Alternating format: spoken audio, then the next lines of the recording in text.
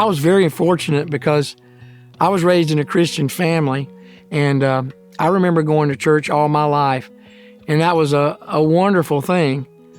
We went to a little church in Lovejoy, Georgia, a little Methodist church on a good day that didn't have more than 40 members, so everybody knew everybody. In my confirmation class, I remember giving my life to Christ. I remember learning what I needed to learn, and I had the head knowledge.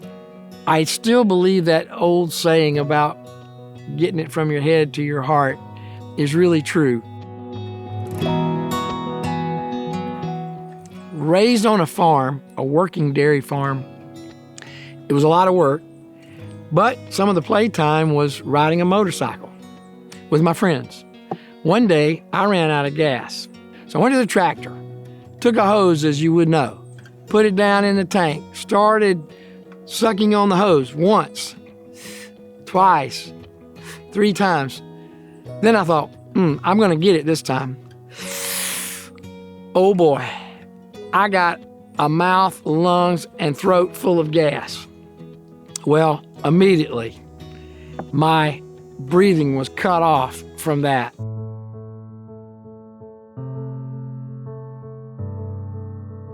And my first thought in my mind was, I'm going to die.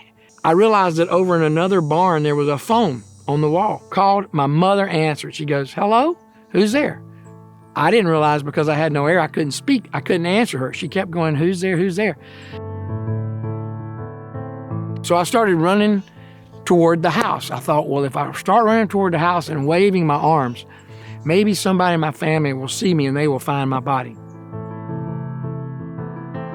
Well, as I was running, I remember thinking this thought, God, if you will save my life here from death, I will serve you somehow.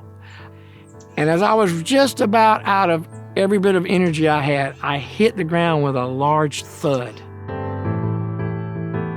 And I threw up gasoline and gasped for air for quite a while around on the ground.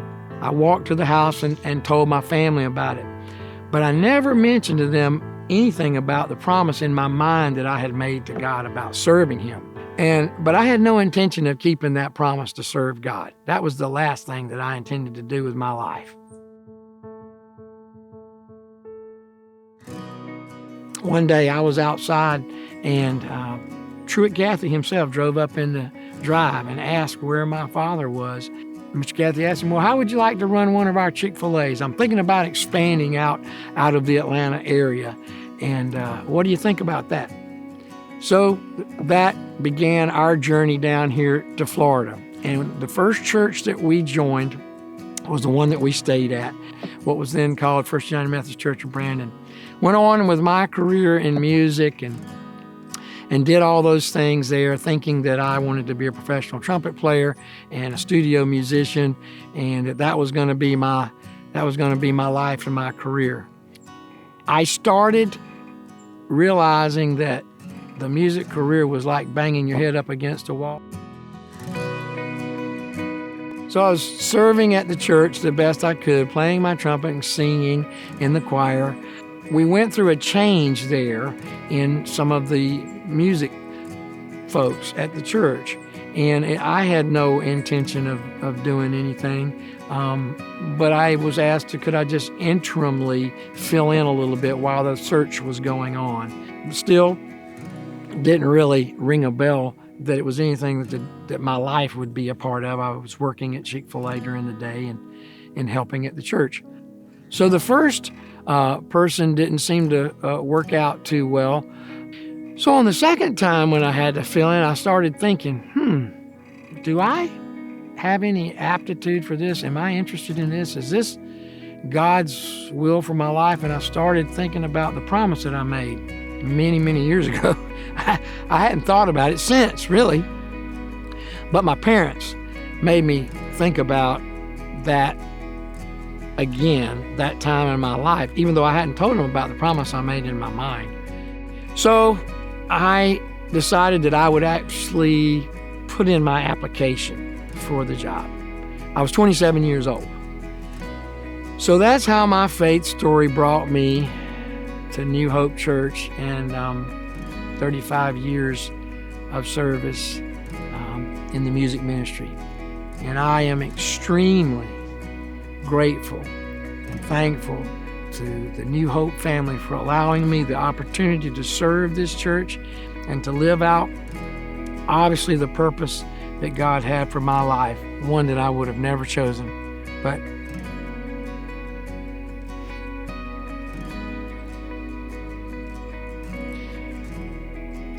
one that I am extremely grateful for.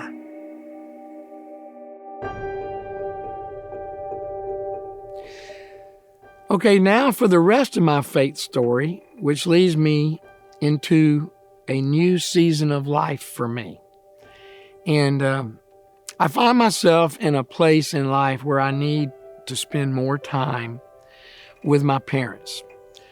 We've sold their home, and now they're over in an assisted living facility. And also, I'm in a season of life where I have 2 grandchildren, a 7-year-old girl, Parker, and a 3-year-old boy, Emmett. And I would like to be able to spend a lot more quality time with them and give them positive influence. So I really need that kind of time, which is going to lead me to making a change here at New Hope. I need to retire from full-time ministry here at New Hope.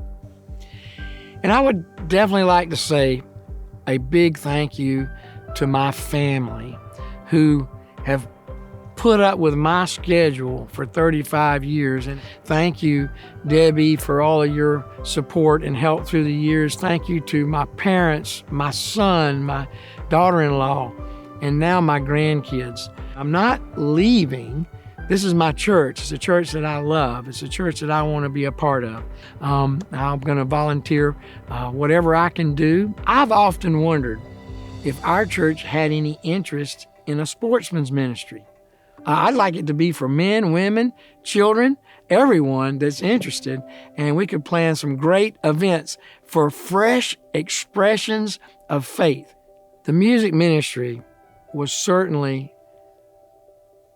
not just me. It was all of the volunteers that came, all of the people that served and gave of their wonderful time and talent to make the music ministry what it is. I am just so grateful to all of you. Thank you. God bless you, and may you continue to serve here, and I hope to be sitting right next to you as we serve together into the future. I feel very strongly that God has been sending wonderful signals about the folks that are here now that can carry it on. Zach Alexander has been working with me now for many years, and I feel very strongly that he can take the music ministry now and bring new and fresh ideas to it. His wife, Jackie, can be a part of that with him. She also works with Stuart closely, and we have a wonderful pianist, Daniel Bates, who is a wonderful director at a Christian school. And then we also have a lady who's come full circle here at church. Mindy Gray is director in our bell choir, and she does a great job. So I feel like we have wonderful people that can continue on this great ministry that was started long before I got here, and we just try to continue that legacy. And I know that this current team that will be on will look forward to continuing that legacy on into the future. Looking forward to what God has in store. What's next, God, for New Hope? I'm looking forward to what that is. So thank you again to New Hope Church for all the years that you've allowed me to be a part of this great ministry at this church. And it has just been a joy, an honor, and a privilege. And I just want to say thank you.